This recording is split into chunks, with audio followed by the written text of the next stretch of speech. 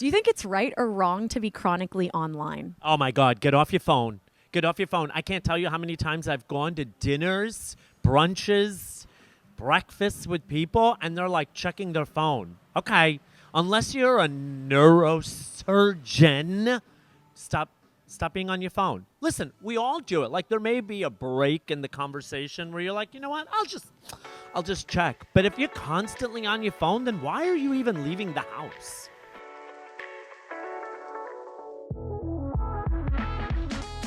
This is I'm Right, You're Wrong, a comedy podcast about the everyday debates we've all had at brunch. Every week on the pod, I have a different guest on to chat about a topic that we've all disagreed over at brunch. Like, is it right or wrong to unfollow an ex on Instagram? Is it right or wrong to use a credit card? Is it right or wrong to want to lose weight?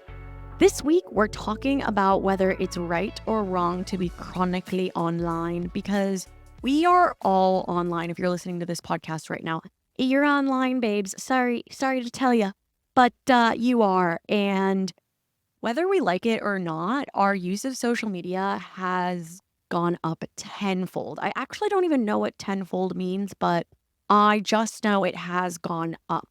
So before we get into this interview with my very special guest, Horace Gold, I wanted to give you guys a little bit of facts and figures up top. So I was like, what does it mean to be chronically online? So I looked it up, and people who are chronically online, which I unfortunately do fall under that category, are on their phone or online 5 to 8 hours a day. And I think that also means specifically like outside of your job.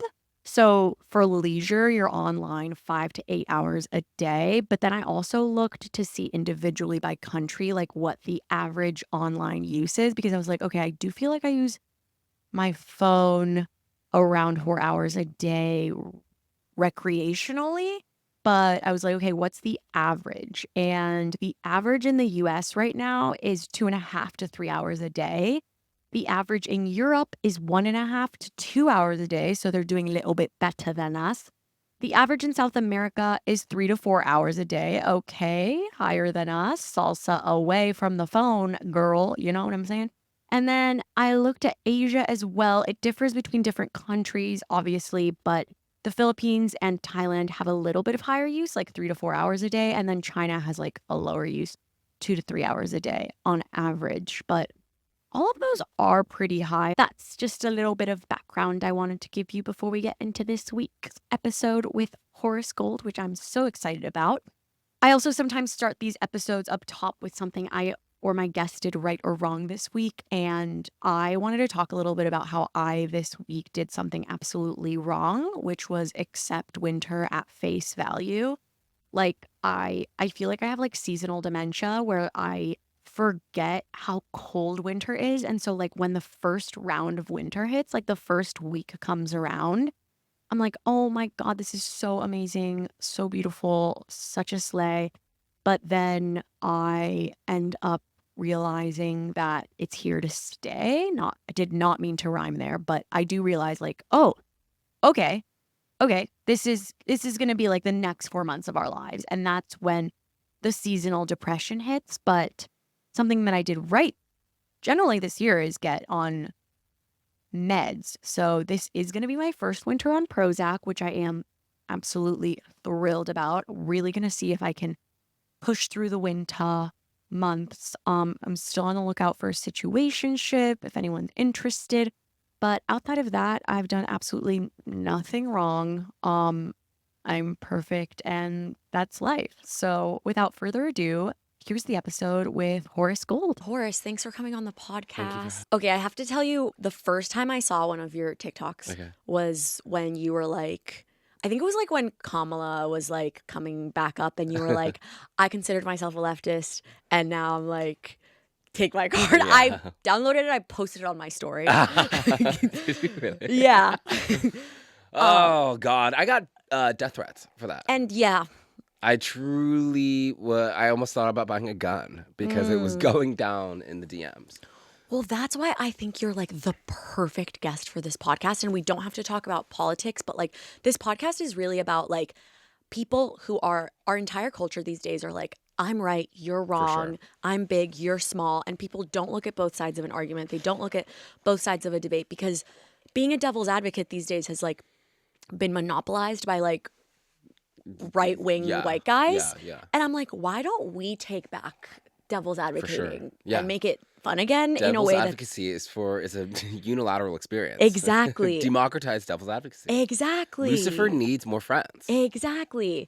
And so I'm that friend who's like, exactly. No, I literally am. All my friends in horrible Have a satanic situations. ritual. Yeah, Exactly. Exactly. I get so carried away with my exactly's. Like my friends in horrible situationships are like, he won't text me back. I'm like, he's in love with you. He's not watching my story. I'm like, he muted you because he loves you so much. Because he can't handle it. Yeah. He wants to go to the finish line with you, babe. Exactly. Send me the wedding registry. Exactly. I'm doing it again. Stop. I think all you have to do is just change the word and you'll feel better about it. So just Right. start saying like precisely. Precisely. Yeah. And then like it starts the cash over again. And now you Precisely. There you go. And so now So it's now okay. we reset. Precisely. Okay, are you a therapist? Precisely. Precisely. Okay, well, yeah, essentially like on the podcast, we don't want to talk about like something too political, want to keep it lighthearted. Please. But we want to essentially look at both sides because I do think debate is like the root of progress. And I think it makes us think about aspects outside of our own bubbles. And I think you're so good at that. Thank you. So today we're talking about being online because you're online. I'm online, bitch. I'm online. Has that been new? You told me you were like, I'm having this unexpected influencer moment. So it's new in the sense of like being seen online. I guess not new completely. So I was posting on TikTok like everybody else was in 2021, 22, and I was getting, I like picked up some followers very quickly. I was like talking about like feminism and like being mad at men and like yada yada, all this stuff. Exactly. And it was great, precisely. And I realized that while I loved the work I was doing and I loved the conversations that were happening, I was like, I need to generate a lot of self-anguish to sustain this. And this is not the vibe, not the tea, not what I'm looking Yes. for. And so I was like, I'm good on this. I'm not an influencer. I'm an actor. I'm going to go be like an artist IRL. Like Yeah. I'm doing that's what I'm trained in. I'm a trained musician, trained actor. Like I don't need to like piss myself off for TikTok followers. Like that's not the Yeah. vibe. And so I was just sort of like, I don't know what to do. And then I had started dating this guy who was an influencer. And I was like, there's a lot of fucking money in this thing. Like, how do I like, and it only helps, I think, as artists to like promote ourselves and like have a wider Yeah. platform. So I was like, okay, I need to figure out like how do we exist in this space. Yeah. And so my ex-boyfriend was like, this account is dead, delete it, like just start a new one. And I was like, okay, for sure, I'll use this one. It had like 30,000 followers on it, Yeah. but like I hadn't posted consistently in years. Yeah. So I was like, I'll just treat this like a spam and just like talk my shit here and like build up the new one. And so I started spamming on this account, and Lo and lo and behold. behold, it tripled in size in like 3 months. Yeah. And now there's like shit happening, which is cool. And so but I still really want to maintain that initial thesis, because not only is it damaging for myself to like generate that anguish, and like it's always sort of been, I think throughout all of this, it's never been the goal to be upset Yeah. and to make people upset Yeah. while talking about upsetting issues. Yeah. But also not try to sanitize it with like, ha ha ha, ba-dum-bum-bum, like at the Yeah. end of it, it's like, no, shit is going down. Yeah. But also I can, like you said, like have that nuance of like, it's serious, but also I can't get too depressing about this because like, Yeah, because then you go down that like algorithmic rabbit hole of just upsetting people so much that they don't really find the light right, in it or right, like a way out or Right. a solution. right. That's why I love like your content so much, and you, I try. because it does toe that line between like humor, positivity, but also like information. Right. I also think it's important to say like you have such a good approach mental health wise, it sounds like, where like you're checking in with yourself, because we're talking about, being online, not just as an influencer, because like most of our listeners are probably, just like normal people who like are online though. They're like, should I post my brunch pics? Should I post like my picture with my situationship? Like all those things. And I think whether they're in the limelight or not, everyone's like overthinking this moment For sure.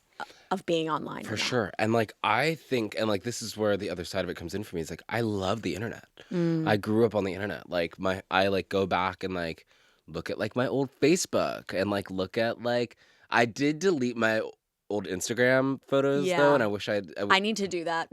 I wish I hadn't, because it's like so much of my like memories. Yeah, I would And archive it yeah, probably. and But I like didn't at yeah, all. They're just gone.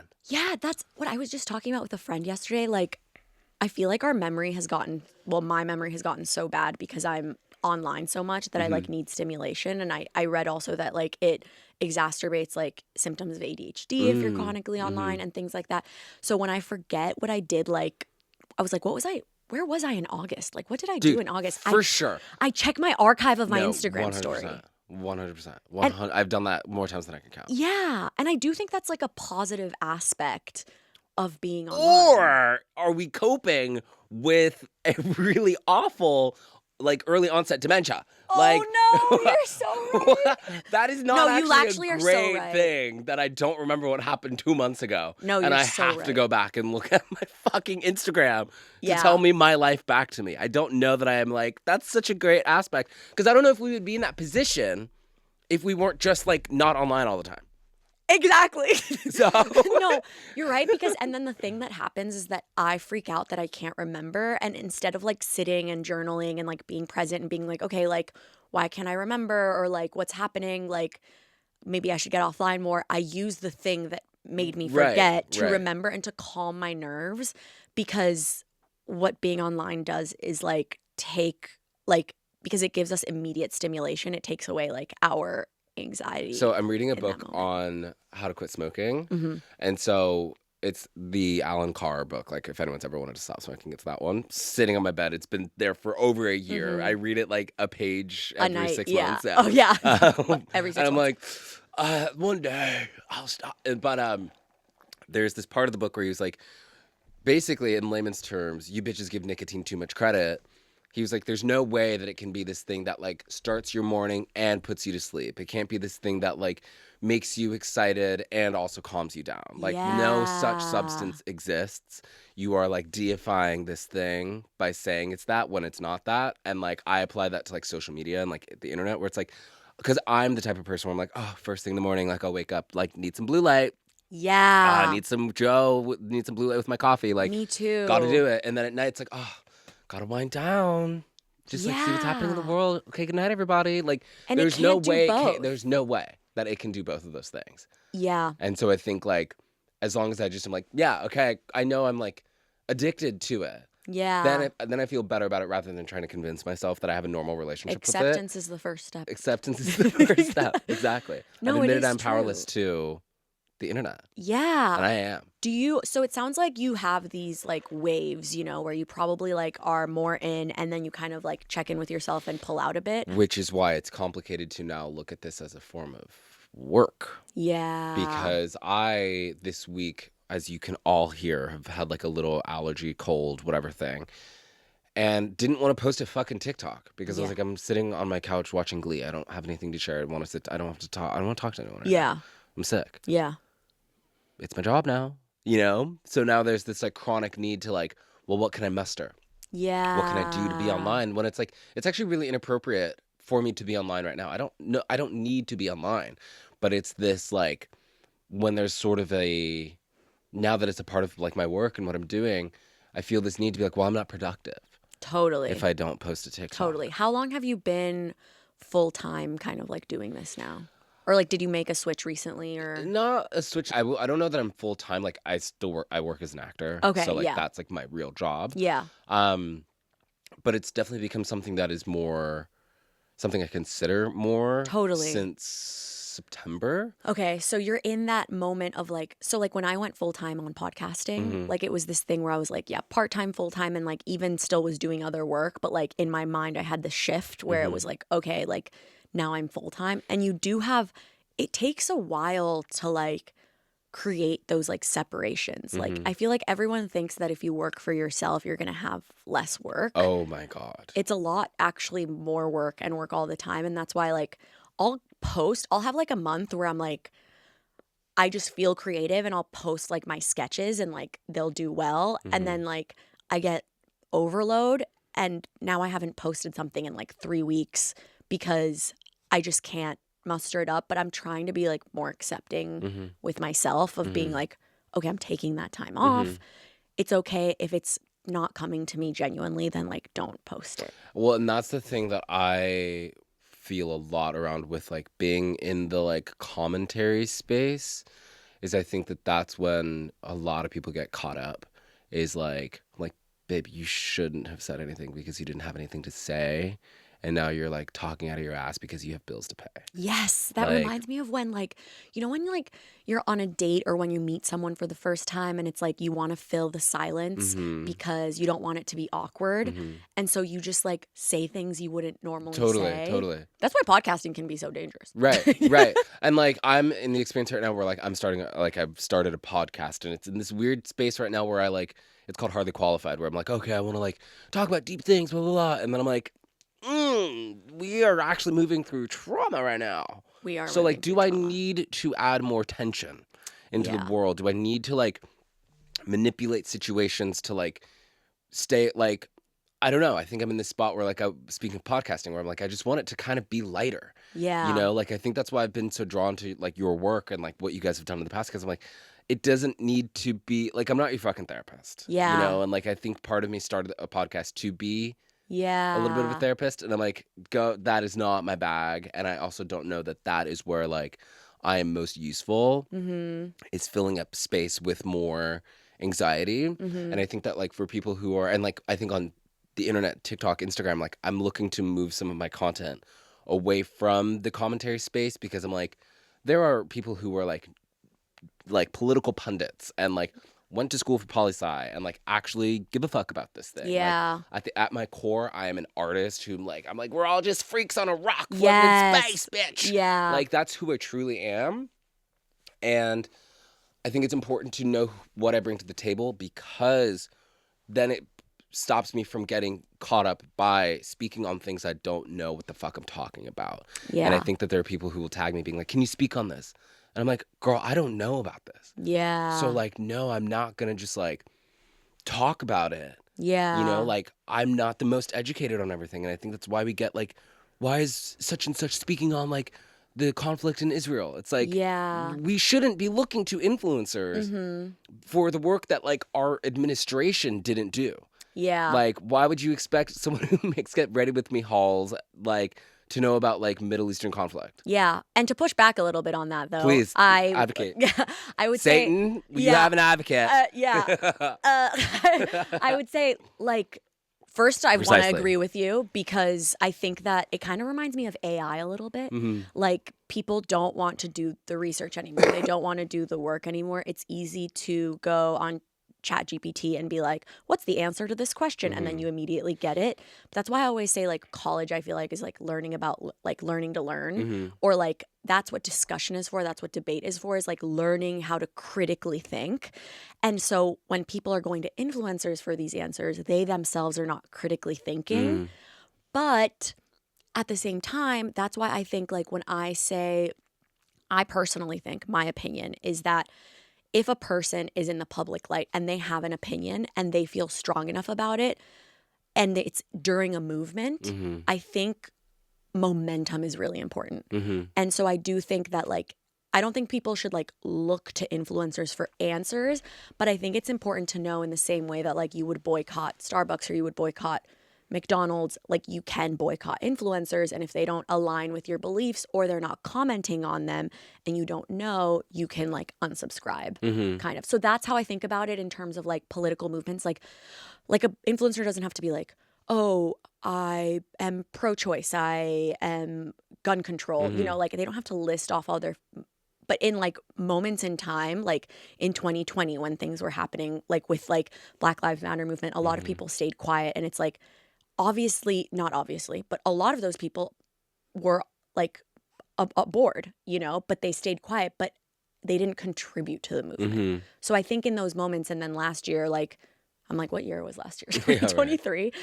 Like, you know, people stayed quiet about Palestine and things like that. And you're not contributing to the movement. And I think that can hurt. Totally.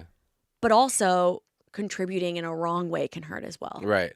And I think, I think that so like my work for Satan, for you, like on the other end of this now, is almost the idea of like, it's a danger. I learned this in 2020, where someone came to me and they were like, hey, how do you feel as an actor working for companies that haven't spoken out about Black Lives Matter? Yeah. And I was like, look, that money going to my pocket, that job that job will not be cast because I turned it down.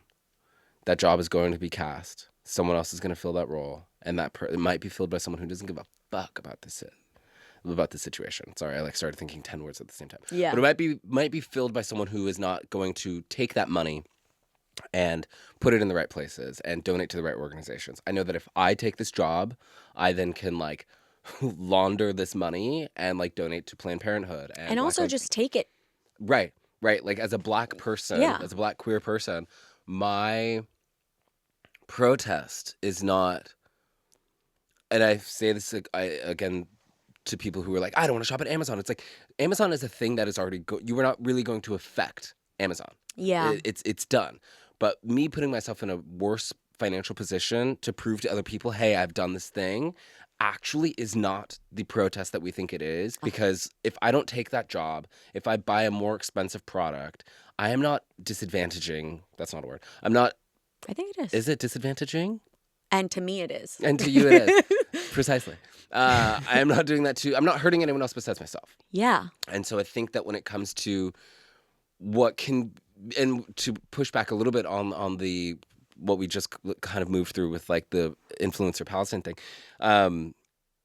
is that I think that what is an indication of loyalty can also to others feel like a performance of loyalty. Yeah, I agree. And so that's the line that needs to be clear, right? Because I think that we actually in these moments need just far more transparency of being like, hey, I don't know everything. Totally. Give me a second to learn. 100%. And I agree with that because I do feel, well, first of all, I want to point out that like you were talking about like your experience, like as like a Black man, it's like that's so valid because you're going to be like taking that as like a part of that community. When I was thinking like two things, like when people speak out, I think it's more so like the privileged groups that I feel more like, because different situations change, like for example, like abortion. I'm like, more straight men need to talk about abortion, I've like, never understood that. I'm like, y'all benefit the most. Yeah. More like privileged, like American people need to talk about like our government sending money abroad for like war and bombs. Like I'm saying like the people who are in privileged positions should speak up. But to your point, if they don't know anything about it, then they shouldn't. And the thing is, I also want to preface, like, not preface because we're halfway through this conversation, but like, there's no side of this particular conversation that like everyone is going to be like, you're 100% right. Totally. Someone's going to be pissed listening to this on either side of the coin. Totally. And that's why I've found myself being like, not that I don't care about what people think, but I'm like, we are all growing and learning and changing and all moving through something that's complicated.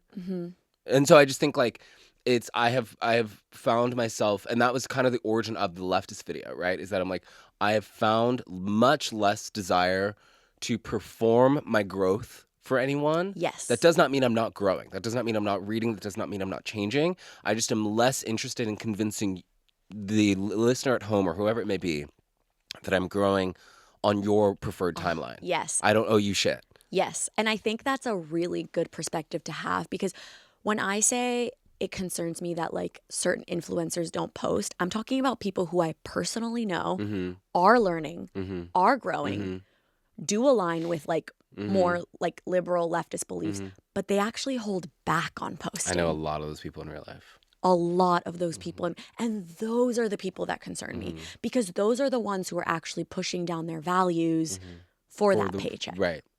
And that's what's concerning. I'm like, if you genuinely are like uneducated, frozen, don't know what to say. Mm-hmm. It gives you crippling anxiety to comment on it. Mm-hmm. Don't comment on it. Mm-hmm.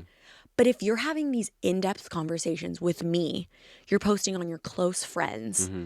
you're advocating on your close friends, and you have this platform and you're not using it, Yep. that's what is concerning. I know those people. I have dated those people. I know those people, and it's frustrating. And Also, how did we get political? while trying to not be. I know. Let's move away from this because I'm a second away from doxing my ex. So Yeah, yeah. But long story short is I think that like what is really, and this is why there's, just to bring it back to like the actual topic, like this is kind of why I think it's beautiful sometimes to be offline, because what we're experiencing offline, there is becoming this subtle culture of where it's not happening offline if you don't prove it online. And that is what I think is actually really difficult about such a nuanced topic as international affairs and politics and elections and processing. Like, I don't believe that every single person who voted for Trump is like a diehard KKK Trump supporter. I don't think that that's the truth. I think that there are people who are like, I'm fucked. I don't know enough about this. And I missed the economy when it was under Trump. Not understanding, right? Like, that's 100%. And that person is not inherently racist, right? Because on the same side, there will be people who will say, oh, well, you voted for Kamala Harris, therefore you support genocide. And it's like, I don't actually, I'm not like, I didn't like go to the meet and greet of fucking genocide. Yeah. I like want abortion rights and I want like trans people to be able to like do what they want with their life. Like, no. Totally. And so there's these things that are wrapped up into this two-party system. And for us to exist in the intrinsic gray, every single American, every single person doesn't agree with every single facet of politics. And so when we feel the need to like have to bring that online and discuss this really nuanced, fucked up, intertwined thing, and then if you don't, you're like a fraud or you're a bigot or you're like a DL fucking racist. Yeah. I think that's where we get a little murky. And it's like we need to actually be able to process things without being like, hey guys, do you want to give me my gold star because I said all the like talking points perfectly? Yeah. People are processing, and we have to give them the grace and the space to be able to like process Yeah. without being public. Yeah. And you mentioned like this thing about like online relationships, like they lack nuance. And I want to shift the conversation a little bit to talk a little bit more about romantic relationships. Oh, thank God. Okay, Yeah. Look at that transition. So, do you think it's right or wrong to be chronically online? It's wrong. I think it's an absolute cancer to your internal systems. That being said, it's the only distraction from the horrors of the physical realm. So pick your poison. Do you think it's right or wrong to be chronically online? Oh, wrong. Yeah, 100% get the fuck off the internet. Stop trying to be like new and on top of shit. Why is everyone trying to be on top of shit? Be slow. Let everyone else pave the road. I love that. Is there a time where you have been chronically online, and what has it created in your life? Oh yeah, I'm online like right now. Literally. I was like, this is. I was like, I'm watching this. This is like, not now, but then now. You know. What does it cost me? Like, look how quickly I said yes to this. I don't know who you are. I don't know where this thing is fucking going. I'm not going to be the next Hawk Tua. I'm going to be like the next, like, she's in the ditch in the road. In a similar way to like being chronically online for political reasons, I feel like being chronically online can like negatively affect your like romantic life. Mm-hmm. And do you think that it like being online can contribute to like feelings of loneliness, or do you think for you and for society, answer for everyone please, it affects like your dating life? Do you think people are dating more or less because when they are online? That's interesting. I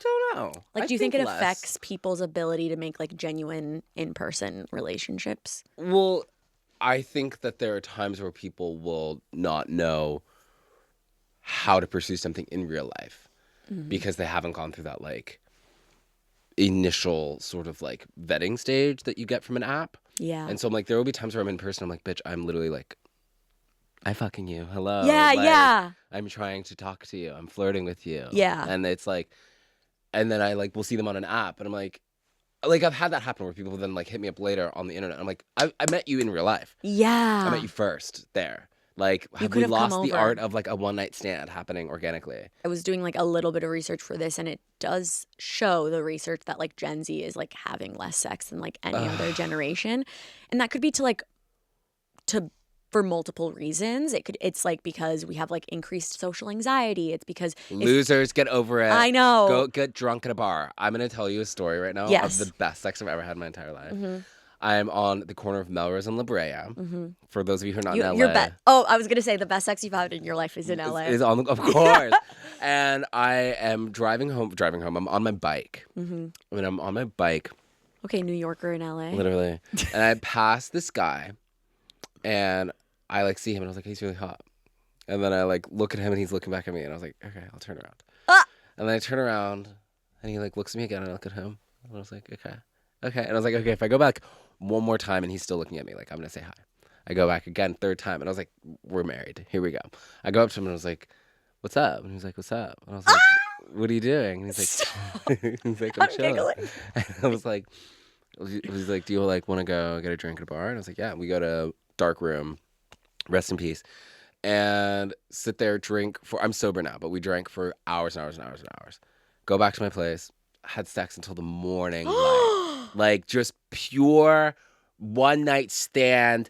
Made on Melrose, like just organic. Never didn't find his social media until like way later. We never even followed each other. Like it was just pure immediate attraction. Best sex I've ever had in my entire life. That's why I can only have good sex on vacation, I feel. Because it's like I meet these people. Hotels.com. Yeah. Hostels.com. I don't have the money for hotels. Yeah. But like hostel sex is like the best sex. Is like you meet a Mhm. stranger Mhm. and you're like just vibing and you're like, who am I? Who are you? Yeah. Let's have sex. Yeah. And also, it's just this freedom of like, I don't need to like I don't need to know elevate your feed. I don't need to don't know care. anything. It's the best. It is So- because also like, especially as a woman, like my orgasms are like 90% like mental. Mhm. And so it's like, if the more I know about the person, the more I have to like overthink the situation. Yeah, to not get off on. Yeah. And so I'm like, the less is more in a big For sure. way. And so I do think that is 100% affecting like the way we peruse online. And I think that it just becomes this thing where, I mean, I'm not a social scientist by any stretch of the imagination, but I can imagine that it would be much more easily accessible to deify / make someone this like fantasy-based caricature when you're only looking at their like feeds and their Yeah. profiles. Like there's boys that I'm like, oh, like you're so fucking cute, blah blah blah, like love Because you. then you start creating a personality around them. Yeah. And I think like because of like porn and dating apps and like Right. being online, we Right. all think that like sex and sexual appeal is literally just based on people's looks. Uh-huh. But what we're actually doing, I think, is like creating like personalities around them Totally. that we are like attracted to. And so then when we actually meet them in person, it's like actually a immediate vibe shift where it's like, it's so shocking to it not be what you were expecting Right. that you're immediately turned off. Right. And I'll say, take it one step further and speak specifically about Grindr, is I think that when people are essentially casting for what they like want this role to fill and which hole they want to be filled, right? Like it then becomes this like strangely like dehumanizing situation where you're no longer actually looking for the person in particular, but you're actually just looking for like someone to like masturbate with. Totally. You know? And so I think that like the dating apps as well as social media, when they're sort of like converged into one thing, it's very easy for us to like forget that there's like a 3-dimensional person with like skin and a brain and a heart and, And a conscience. vibe and Yeah. chemicals Right. and like a smell. And flaws Yeah. on the other side of it, right? I'm like, and a smell. Yeah. You're like, and flaws. Which Yeah. which Both could be the same. could be the same thing. Yeah. You know, and so I think it's super easy to like just erase others' humanity with this thing that was actually supposed to be, heavy air quotes, connecting us to each other's humanity. It's actually stripping Yeah. us from it. But I have also met great people on the internet. Totally. There's always like a positive side to everything, Totally. you know, like for people who are naturally a little bit more anxious, there are these spaces where like you can slide into someone's DMs. You can like scroll up on their story. Like a funny story I have, which is similar to yours, but it was assisted by social media, is that 4100, right? That's a bar Love her. that I would go to. And I met this person. Well, I didn't meet them. They were across the room and they looked at me and I looked at them and we immediately were like, it was like, we're gonna fuck. But I immediately got like so much anxiety because I hadn't felt that in so long. And I go up to my friend and I'm like, oh my God, should I go talk to them? Like, and my friend was like, yeah. And I literally got so much anxiety. I left the bar and I went home. Oh my gosh. Isa. I know, but it does get resolved by a friend, thank God. Yeah. He goes up to them and is like, hey, my friend thought like you were so cute, and gives them my Instagram. Literally so hot you're hurting my feelings, Caroline Polachek. Yeah. Wow. So hot, they hurt my feelings. They slide into my DMs.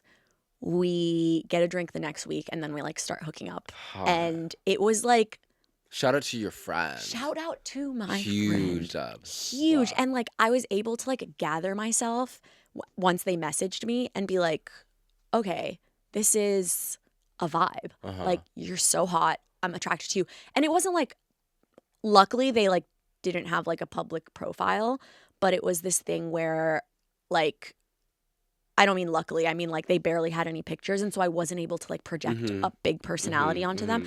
But I was immediately just like, the vibe that we went off of was literally what you were talking about, which is just a look. Right. Which is just a vibe. And I'm bisexual, they're non-binary, and so it was like this thing of like truly just a vibe. Social media makes dating weird because then you look at someone's thing and then you just get in your head and you're like, oh, what was this like initial vibe? What was this like initial thing is now clouded and like affected by the way that we like use social media. Yeah. But then again, it's helpful. You are a direct beneficiary and your libido was satisfied. It was. Because of social media. It was. And it so we can see both sides. This is For like sure. why it helps and why it hurts. But I don't know about you. So like you're queer man. Gay. Okay. I was confirming. Yeah. Because you could be bisexual. No. And we could kiss. We could. Are they gonna kiss? Still could. Still could. But Gay and still could. I am bisexual, and I don't know if this is a feeling that a lot of bi people get. Bi pan, I say bi just because it's like more For sure. understood. Yeah. But that's why I really struggle with dating apps because like I really am like a vibe person. And I feel like maybe 5 years ago, I could get an authentic vibe from someone's social media because we weren't all trained in marketing. We were posting more authentic things. And now, even on dating apps or on social media, people have become inherently good at marketing themselves and creating a vibe around that they want to be portrayed as. And so, like, if I'm looking at someone's social media or dating profile, I'm being convinced of what they want to show me, but not who they actually are. For sure. So I think, like, we could fix it ourselves if we were all a little bit more honest. Yeah, and I think that like in an ideal world, but that requires so much actual confidence to be able to sustain the rest of the tide doing this one thing, you know, that is the social norm now of like presenting my best self to everyone versus me being like, I'm going to be honest. Yeah. It's like really, and like I try to be as honest as possible. Yeah. But I would be lying if I told you it. Like, I 100% will reshoot something 100%. if I'm like, oh, I like what I said. I just like didn't look that good. Yeah. You know what I mean? And I'm still being honest about like myself, my life, like my my relationships. But I am still like a person. Yeah. You know, and so it's hard to expect so much from social media because again, it almost fits that like it can't be everything. It can't be this place where we're intrinsically honest while also being this place where I look really good all the time. It can't be this place where like I'm finding the truth, but also like, you know what I mean? Like we expect too many juxtaposing sensations Totally. to come from the entity that is social media. Yeah. You know, and so I do think for me, like as I've been stepping into this like more creator world, it has been so cool to meet other creators and like meet influencers where I'm like, oh, you're fucking cool as shit. Yeah, we have to like have these like authentic relationships, and so it's important to meet people offline as well. Do you think that do you have any friends who like aren't on social media at all? Like, and how do you feel about them? Like, do you think they're disconnected from the world? Like, do you think, because I have some friends who have, reached their brink. They've gotten to a point where they're like, they weren't ever influencers, but they were just online. They would post, on vacations or relationships, and they just decided to fully delete social media. And they do seem happier, but they also seem, maybe a little bit disconnected or aloof of like what's going on around them. Yeah. How do you feel about that? Do you think that it's a good thing? It's like, oh, they finally got off. They like kicked the habit. Or do you think like, hey, this is the world we live in? Well, yeah. So I definitely have friends who are much less online than I definitely have friends who are offline completely. Like I just texted a friend the other day because I was like, I miss your gym stuff. And she's like, yeah, I deleted it this summer. And I was like, cool. And we just like caught up. And like, she's like, yeah, I still go to the gym. I just like don't post on Instagram. I think it's a gradient scale, right? Like I will not say that I think that like unequivocally every single person who's on social media is like suffering from like a social media addiction. I think that it is a beautiful space that I think is really cool. I think it doesn't have to be as like nefarious and all consuming as sometimes we let it be. I think that there are definitely people who have boundaries with it. And so I don't think that like they're these people who've like gotten sober off of like the internet and that we're all these like junkies who are, I think that there's benefits to both. I think that if people like feeling connected to the world, then it's a great space to be. But I think if people don't like that feeling of like constantly knowing everything, then that's also great. Like I don't think that there's one good or one bad of being on or offline. I'm someone who like finds a lot of comfort with a lot of information. Yeah. That just makes me feel better about like moving through the world, is like knowing like what the fuck is going on right now. Yeah. But there are people who like get overwhelmed by that. Yeah. And so like, and I would feel anxious if I didn't know what was going on. Okay, nuanced answer. That So was like good. I think it is really It depends on who you are as a for sure. person. It depends on how you're doing. I feel like that's the conclusion I always come back to with these extreme conversations is like check in with yourself, like check in on how you're feeling. And I do that every couple of months. I was going to say like, I know you don't think everyone who's online is a junkie. I think I am a junkie. And I noticed that because I, over the last 2 years, started talking about social media kind of as an addiction with my therapist. And I noticed that when I would try to get off of it, like I download like a limiting app, that limits how many hours I can go. What I noticed is that my personality, my patience, it shifts when I am trying to take space from it. Like it literally affects my mood and I feel like I get in a bad mood. But then when I detox and I've gone like hours without it or weeks with limiting the amount, then I feel better. And so to me, that is kind of a sign that I'm a bit of a junkie. But I think it's fair, your answer of saying like not everyone is like Well, that. because I think that also it's like you and I both work in this space.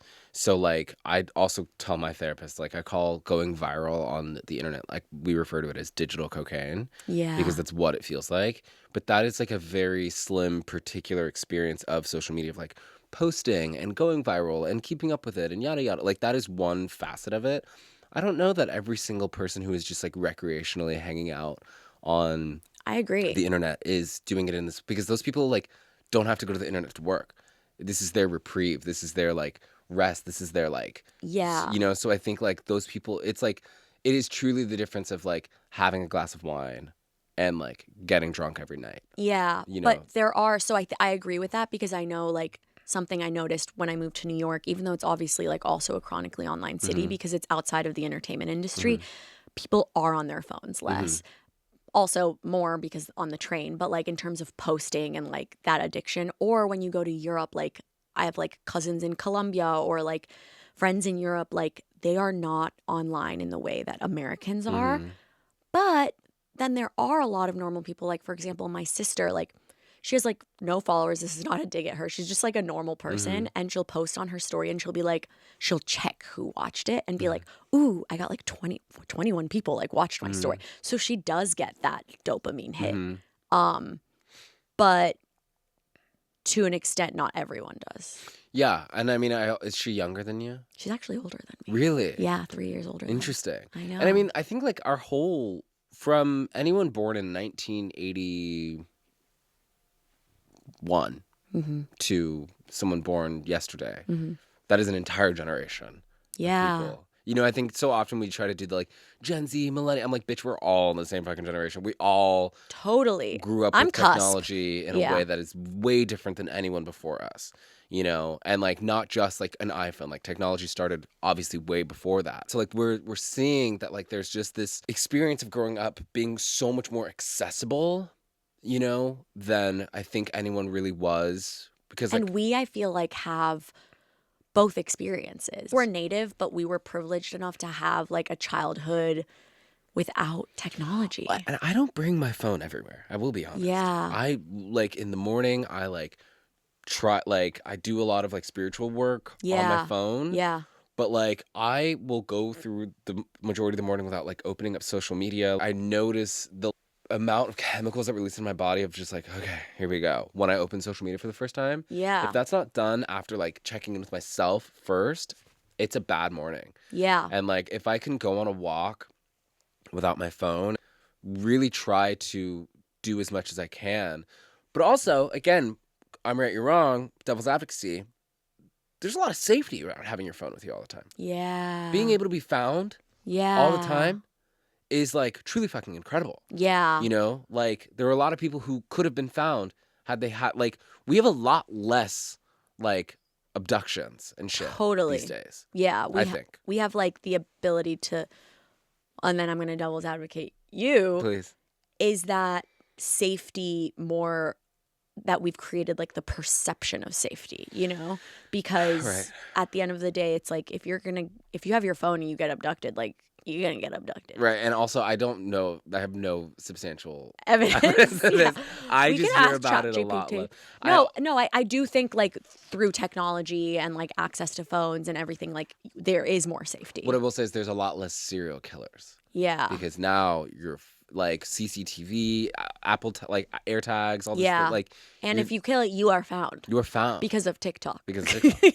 I think that just in general, I think being online, you need to register in your body how it makes you feel. Mm-hmm. What capacity do you have to have this in your life? Yeah. Because for me, I have the capacity and the tools and the like wherewithal to be able to like have a seemingly healthy relationship with this thing where I can put it down. And also acknowledging that I'm not perfect at it. And there's definitely times where I'll close my TikTok and then immediately open it being like, I should. And it's like, you actually just closed this app. Yeah. And also it's like the importance of separating your self-worth and from social media, and the fact that like it's that thing of like if a tree falls in the woods and no one saw it fall, like did it fall or whatever, like you can still have experiences and they're valid and they're real and they're authentic, as they don't need to be validated by others.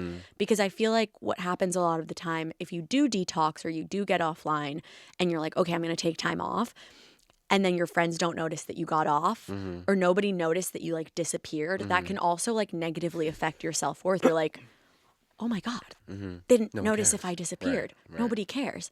But that doesn't mean they don't care about you as a human being. Like it's because we're all so caught up on posting our own thing that FOMO is like non-existent, really. Yeah, 100%. Yeah. I mean, I make it a point to not share every single thing about my life on the internet because like y'all wouldn't get it sometimes too. Like there's like truly still magic that happens in the world that I'm like, I would have to tell people like all these other things, yada yada, for it to like make sense. But I'm like, oh, this is just like my own personal little miracle. Yeah. And like that magic and being able to like receive that magic and not need to be like, guys, do you see it? I'm like, I don't need anyone else to see Totally all of the magic that happens in my life. Okay, so really quickly, I want to do right and wrongs of the week with you, Okay. and there is no nuance. You have to say Fuck yeah. right or wrong. All right. And then if you want to comment on it afterwards, we Let's can go. talk. I'm Okay. pissing people off right Yeah. now. Let's go. Okay, right or wrong talking with your Uber driver? talking with, right? Uber driver talking to me, wrong. Okay. TSA pre-check, right or wrong? Right. Cheating in an airport, right or wrong? Interpret that how you will. I'm going to interpret that as cutting the line to non-pre-check, whatever that is, TSA. Mm-hmm. That's wrong. Wait in your fucking line. There'll be people who like skip the line to go to like security. Mm-hmm. If we're talking about relation, also wrong. I'm not even going to justify that. But I'm gonna keep it. I'm gonna dignify this question with cheating in lines Okay. at the airport. Okay. That's wrong. That's Wrong? wrong. Yeah. Okay. Child's lock. Right. Okay. LA? Right. New All the York? way. Right. With an asterisk. Right? Right. Okay, that's it. Those are That's the it. rights and wrongs of the week. Do you have any nuance? How do you interpret cheating in an airport? I think airports are intrinsically horny fucking places.